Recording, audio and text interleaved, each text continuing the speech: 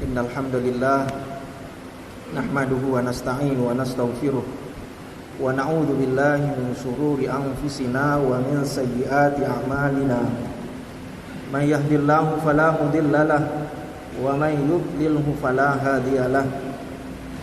Asyhadu an la ilaha illallah wa asyhadu anna Muhammadar Rasulullah. Allahumma salli wa sallim wa barik alaihi. Fa ya ibadallah, usikum wa iyaya bitaqwallah faqad fazal muttaqun. Qala Allah Ta'ala fi kitabihil karim wa huwa asdaqul qailin. A'udzu billahi minasyaitonir rajim. Bismillahirrahmanirrahim. Ya ayyuhalladzina amanu taqullaha haqqa tuqatih wa la tamutunna illa wa antum muslimun. Shadaqallahul azim wa sadaqar rasuluhun nabiyyul karim. Wa nahnu ala dzalika minasyahidin wasyakirin walhamdulillahi rabbil alamin. Ma'asyiral muslimin, jamaah salat Jumat yang Allah muliakan, bersyukur kita kepada Allah Subhanahu wa taala dengan sama-sama mengucapkan alhamdulillahi rabbil alamin. Kemudian khatib tidak bosan-bosannya mengajak kita semua untuk senantiasa meningkatkan iman dan takwa kepadanya. Berselawat kita kepada Nabi Muhammad sallallahu alaihi wasallam dengan mengucapkan Allahumma salli wa sallim wa barik alaihi. Hadirin yang Allah muliakan, ada seorang penguasa kurang lebih 400 tahun lamanya dia berkuasa. Raja di atas raja, semua orang tunduk di hadapan dia, tidak ada yang berani melawan dia karena memang raja ini adalah raja yang jahat, raja yang zalim, raja yang sadis, kejam. Hingga pada akhirnya hadirin yang Allah muliakan, karena saking kejam dan sadisnya ini raja, Allah Subhanahu wa taala pun mengutus satu nabi untuk menyeru kepada sang penguasa ini kembali kepada Allah Subhanahu wa taala. Tapi apa yang terjadi hadirin? Bukannya raja ini taat ibadah kepada Allah, tapi dia semakin jahat sehingga pada akhirnya paling tinggi kejahatan yang ia lakukan mengaku dirinya sebagai Tuhan. Apa kata dia? Dia katakan, dan itu dituliskan dan diabadikan dalam Al-Quran, Aghaira abtaghi rabba, adakah Tuhan selainku? Mengaku raja ini sebagai Tuhan. Hadirin yang Allah muliakan, maka karena kekejaman, sadis dan zalimnya raja ini, Allah Subhanahu wa taala yang memiliki sifat dan nama yang perkasa dan tinggi derajatnya, mengutus satu makhluk Allah yang kecil untuk membinasakan raja yang angkuh ini. Nama makhluk ini, saudaraku yang Allah muliakan, dituliskan dalam Al-Quran disebut dengan nama Ba'udah. Apa makna Ba'udah? Artinya adalah nyamuk. Saat itu nyamuk, saudaraku yang Allah muliakan, masuk lewat hidung sang raja yang zalim ini sampai akhirnya berjalan kepada otaknya. Dan di dalam otaknya nyamuk tersebut menggigit hingga pada akhirnya raja yang zalim ini merasa kesakitan yang sangat luar biasa. Lalu dilihatnya di sekitarnya ada sebilah palu. Diambilnya palu tersebut, dipukul-pukulnya palunya. Akhirnya berharap agar nyamuk tersebut keluar dari otaknya. Tapi bukannya malah nyamuk yang keluar, saudaraku yang Allah muliakan, tapi justru raja ini mati dengan genggaman tangannya karena ada nyamuk di dalamnya.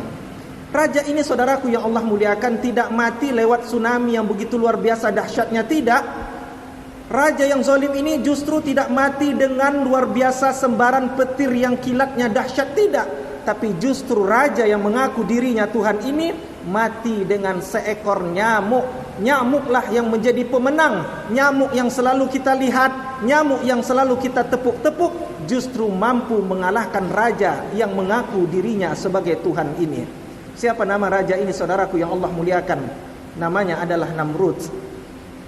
Hari berganti, musim berlalu, isi dunia hadirin itu saja. Kalau Namrud mengatakan Aghaira rabba, adakah Tuhan selainku? Ini raja lain lagi. Ada satu masa raja ini kejam. Apapun yang ia kendaki harus dituruti saat itu. Semua ada di genggaman dia. Bala tentara ada pada diri dia. Bahkan orang-orang kaya, saudaraku yang Allah muliakan, dia kendaki, dia kendalikan.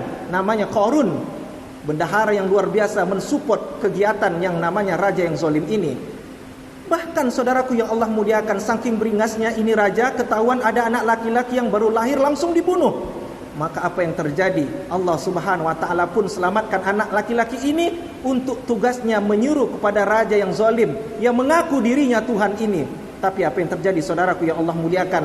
Raja yang zalim ini yang suka membunuh orang, bukannya dia justru kembali kepada Allah Subhanahu wa taala, tapi dia mengaku dirinya Tuhan. Kalimatnya berbeda dengan Namrud. Dia katakan, ana rabbukumul a'la, aku Tuhan yang paling tinggi derajatnya. Siapa yang tak mau menyembahku saat itu langsung dibunuh. Hadirin yang Allah muliakan. Tapi apa yang terjadi? Lagi-lagi Allah Subhanahu wa taala tunjukkan perkasa dan kuasanya. Allah cukup utus satu makhluknya yang bernama air. Air saat itu hadirin masuk lewat hidung sang raja yang mengaku dirinya Tuhan ini, langsung saat itu menembus ke paru-parunya. Sebodoh-bodohnya anak kecil saudaraku yang Allah muliakan, kalau masuk air langsung menembus paru-parunya, maka Allah Subhanahu wa taala ciptakan kuasanya yang dalam bahasa Melayu disebut dengan nama tersedak. Tersedak adalah kuasa Allah agar anak kecil kalau air masuk lewat hidung, saat itu Allah Subhanahu wa taala menyelamatkan anak kecil dan bisa bernapas dengan semula. Tapi Allah Subhanahu wa taala tidak ciptakan tersedak kepada raja yang mengaku dirinya Tuhan ini.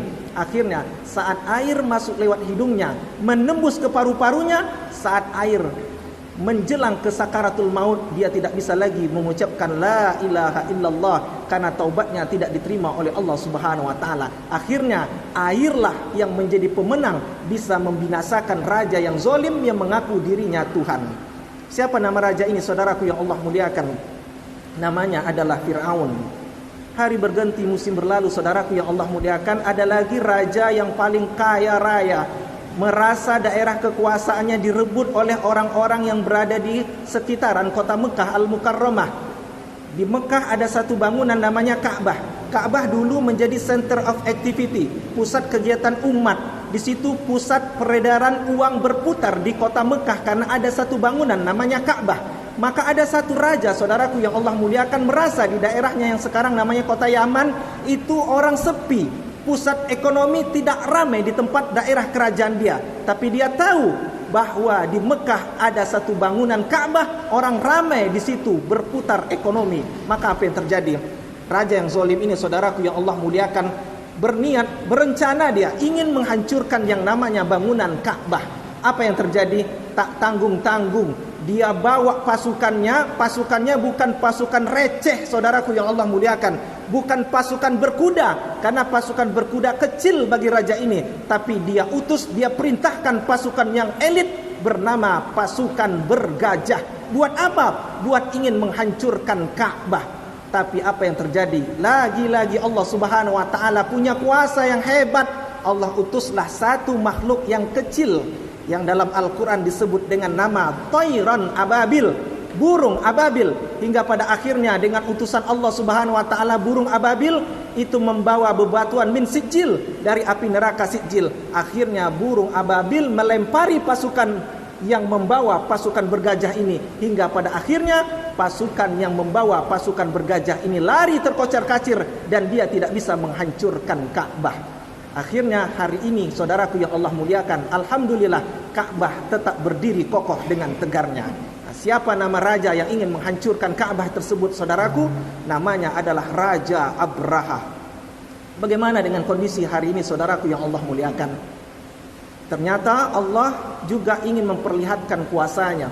Allah ciptakan satu makhluk yang tak terlihat oleh kasat mata kita, yang tak terlihat oleh mata dan tidak bisa kita pegang dengan tangan kita. Makhluk tersebut bernama bakteri atau virus. Hingga pada akhirnya saudaraku yang Allah muliakan, ketika makhluk ini Allah utus titipkan di permukaan bumi ini, apa yang terjadi? Tak ada yang bisa menghentikan saudaraku yang Allah muliakan. Bahkan miliaran pun duit kita hari ini tidak bisa kita hentikan tersebut. Bahkan yang seharusnya kemarin kita merayakan Idul Fitri, mobil baru yang kita beli, yang harusnya kita pamerkan kepada kampung halaman kita untuk mengunjungi keluarga kita, tapi justru mobil tersebut terhenti dan tersimpan rapi di dalam bagasi karena kita dipaksa untuk di rumah aja. Bahkan yang harusnya Idul Fitri kemarin Lebaran, baju baru ini saudaraku yang Allah muliakan harus kita pamerkan kepada tetangga kita. Maka apa yang terjadi?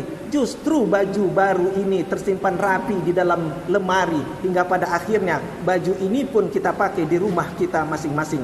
Dan mungkin saudaraku yang Allah muliakan, yang hari ini jamaah yang harusnya nanti atau mungkin sekarang sudah menapaki kakinya di Mekah Al-Mukarramah untuk menunaikan ibadah haji dan umrah, tapi apa yang terjadi? Allah Subhanahu wa taala titipkan lewat pemerintah kita untuk menunda kembali yang kedua kalinya melaksanakan ibadah haji dan umrah. Bahkan khatib yang berdiri hari ini pun saudaraku yang Allah muliakan, yang harusnya menjadi pemandu haji jamaah haji Provinsi Riau, tapi Allah Subhanahu wa taala tunda dulu untuk menunaikan ibadah haji dan umrah. Kita tidak kuasa hadirin yang Allah muliakan untuk membantah ketentuan Allah Subhanahu wa taala. Tapi kalau seandainya sudah ada ketentuan Allah, maka hikmah yang harus kita tanam dalam kondisi hari ini adalah yang pertama, senantiasalah saudaraku yang Allah muliakan, kita tanamkan dalam diri kita hikmah yang hari ini kita landa, kita alami. Yang pertama hikmahnya adalah senantiasalah tanamkan dalam diri kita sifat takut kepada Allah Subhanahu wa taala. Inilah rasa yang paling tinggi yang harus kita persembahkan kepada Allah Subhanahu wa taala. Kalau orang sudah takut kepada Allah hadirin, maka seorang pemimpin tidak akan mau durhaka melukai perasaan rakyatnya. Kalau orang sudah takut kepada Allah, maka seorang ulama tidak akan mau menyengsarakan dan mengeluarkan fatwa yang justru mengkebiri umatnya. Kalau orang sudah takut kepada Allah, maka seorang anak tidak akan mau mendurhakai orang tuanya. Kalau orang sudah takut kepada Allah, maka seorang anak perempuan yang sudah balik dan berakal tidak akan mau mempertontonkan aurat kepada orang yang bukan muhrimnya, karena lebih baik bagi dia untuk menancapkan jarum yang panas diletakkan kepada kepalanya dibandingkan dia mempertontonkan aurat kepada orang yang bukan muhrimnya. Kalau orang sudah takut kepada Allah hadirin, maka seorang anggota DPRD akan justru menyuburkan perda yang lebih mengepentingkan kepentingan umat Islam. Kalau orang sudah takut kepada Allah, maka seorang anggota DPR yang duduk di Senayan sana tidak akan mau, saudaraku yang Allah muliakan, menghidupkan, menyuburkan paham komunis, liberalis dan ateis. Rasa takut inilah saudaraku yang Allah muliakan harus kita tanam dalam diri kita. Kalau sudah takut paling tinggi kita harapkan kepada Allah, maka insya Allah apapun yang namanya bencana, malapetaka dan musibah akan dihilangkan oleh Allah Subhanahu wa taala. Itu hikmah yang pertama. Yang kedua, fenomena yang hari ini mau tidak mau kita rasakan, yang harus kita petik hikmahnya adalah senantiasalah berbagi kepada orang yang membutuhkan. Hadirin yang Allah muliakan, suatu ketika sahabat Nabi SAW bertanya kepada Rasulullah, "Ya Rasulullah, banyak orang-orang miskin, banyak orang-orang yang membutuhkan. Kepada siapakah rezeki yang kami miliki ini ya Rasulullah? Kami berikan posisi pertamanya Rasul." Maka apa yang dijawab oleh Rasulullah SAW, dan itu diabadikan dalam Al-Quran, "Yas'alunaka madza tunfikun." Mereka bertanya kepadamu ya Rasulullah, kepada siapa rezeki ini kami infakkan di posisi pertamanya? Maka kul, katakanlah, rezeki yang hari ini kita miliki haruslah yang di posisi pertama kita berikan kepada walil walidain, kepada orang tua kita, kepada ibu bapak kita, terkhusus kepada ibu kita, saudaraku yang Allah muliakan. Berapa kali ibu kita meninggalkan puasa Ramadan gara-gara mengandung kita? Berapa kali saudaraku yang Allah muliakan, ibu kita meninggalkan puasa Ramadan gara-gara menyusui kita di tahun pertama? Berapa kali dia tinggalkan puasa Ramadan gara-gara menyusui kita di tahun kedua? Banyak, 90 hari lamanya kurang lebih dia tinggalkan puasa Ramadan gara-gara untuk melihat anaknya tumbuh dewasa menjadi orang yang baik. Maka miliaran pun duit di genggaman kita hari ini, banyak pun hari ini harta kita hadirin yang Allah muliakan, demi Allah tidak akan bisa memberikan hal yang terbaik kepada orang tua kita, khususnya kepada ibu kita. Maka berikanlah sebagian rezeki kita ini kepada mereka. Walaupun duit kita ini kecil, tapi pemberian terkecil tersebutlah berharga bagi orang tua kita. Kalau seandainya orang tua kita jauh, maka berikanlah duit ini melalui transfer dan seterusnya. Bagaimana kalau seandainya orang tua kita, saudaraku yang Allah muliakan, yang siang hari ini sudah berada di alam barzah? Maka bukti bakti kita sebagai anak tiada lain dan tiada bukan mempersembahkan doa kepada mereka. Ketika seorang anak, ibunya siang hari ini sudah berada di alam kubur, lalu dia angkat tangan, lalu dia katakan, "Allahumma gfir laha warhamha wa'afiha wa'fu anha." Ya Allah, ampunkanlah dosa ibuku, rahmatilah ibuku, maafkanlah ibuku. Apa yang terjadi saudaraku yang Allah muliakan? Maka sekarang tepat di pukul 12:35 ini, ibu kita di alam barzah, ketika kita katakan Allahumma firlaha warhamha wa'afiha wa'fu anha, maka ibu kita di alam barzah diangkat derajatnya oleh Allah Subhanahu wa taala. Maka saat itu ibu kita berkata, "Ya Allah, kenapa kok aku di hari Jumat ini pukul 12:35 ini diangkat derajatku oleh Allah Subhanahu wa taala?" Maka saat itu Allah perintahkan malaikat untuk menjawab pertanyaan ibu kita. Mau tahu engkau kenapa derajatmu di hari Jumat diangkat derajat oleh Allah Subhanahu wa taala? Maka saat itu malaikat katakan, baru saja anak kandungmu di kota Pekanbaru meminta ampunan kepadamu. Betapa mulianya saudaraku yang Allah muliakan kedudukan seorang anak yang selalu berdoa dan meminta ampunan kepada Allah Subhanahu wa taala walaupun orang tuanya sudah berada di alam barzah. Maka hadirin yang Allah muliakan, apapun kegiatan kita, mungkin kita lagi mengendarai sepeda motor, mungkin kita mengendarai mobil, maka saat itu sisipkanlah doa kepada mereka, karena doa tersebut saudaraku yang Allah muliakan bermanfaat kepada orang tua kita yang berada di alam barzah. Itu yang kedua. Yang terakhir hadirin yang Allah muliakan, fenomena yang hari ini kita rasakan dan harus kita ambil petik hikmah, karena kita insan yang harus mencari hikmah dalam kehidupan ini adalah senantiasalah mengedepankan yang namanya kebersihan. Bukankah 14 abad yang lalu saudaraku yang Allah muliakan, Nabi Muhammad SAW mengajarkan kepada kita, di saat seorang muslim mukmin ketika batal wuduknya, maka kembali dia mengambil wuduk, karena wuduk merupakan bukti seorang muslim yang suci. Bahkan ketika kita selesai berwuduk, doa yang diajarkan oleh ulama kita, guru-guru kita, dosen-dosen kita apa hadirin? Saat itu doanya kita ucapkan syahadat, asyhadu an la ilaha illallah wa asyhadu anna muhammadar rasulullah. Maka saat itu kita berdoa, Allahumma ja'alni minat tawabin. Ya Allah, jadikanlah aku hamba yang bertaubat, wa ja'alni minal mutatahhirin, dan jadikanlah aku hamba yang suci. Doa inilah saudaraku yang Allah muliakan, yang diajarkan ulama kita. Untuk apa? Senantiasa diri ini terhindar yang namanya kotoran, najis. Bahkan hadirin yang Allah muliakan, di saat kita pun berwudu, waktu membasuh dua telapak tangan di dalam fikih Islam pun diajarkan doa. Pada saat seorang muslim berwudu lalu dia basuh kedua tangannya, saat itu di dalam hati disunnahkan membaca doa. Apa doanya? Allahumma hfaz yadayya an maksiatik. Ya Allah, peliharalah kedua tanganku ini dari perbuatan maksiat. Bagaimana tata caranya? Percis hadirin yang Allah muliakan, tata caranya seperti yang diajarkan oleh protokoler COVID-19. Mulai kita membasuh dua telapak tangan, lalu punggung, lalu jari jemari kita, dan dalam hati kita ucapkan Allahumma hfaz yadayya an maksiatik.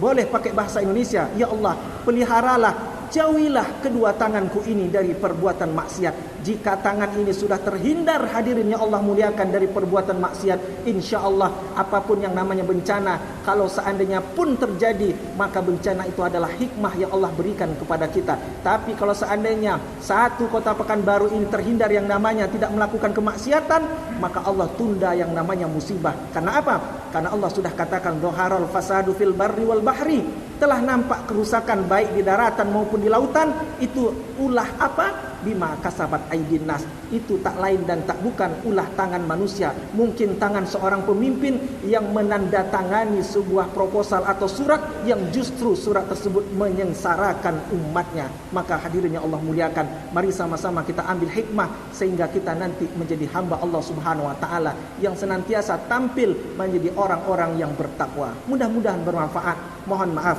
Fa'tabihu ya ulil absar la'allakum turhamun.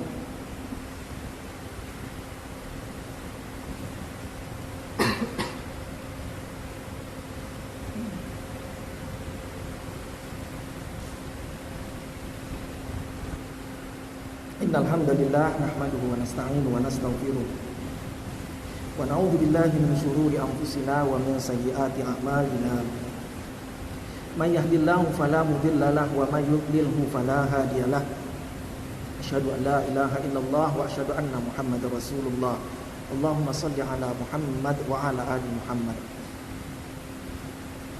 Wa ya ibadallah, ittaqullaha haqqa tuqatih wa la tamutunna illa wa antum muslimun. Allahumma salli ala Muhammad wa ala ali Muhammad kama sallaita ala Ibrahim wa ala ali Ibrahim wa barik ala Muhammad wa ala ali Muhammad kama barakta ala Ibrahim wa ala ali Ibrahim fil alamin innaka Hamidum Majid. Allahumma ighfir lil muslimina wal muslimat wal mu'minina wal mu'minat al ahya'i minhum wal amwat bi rahmatika ya arhamar rahimin.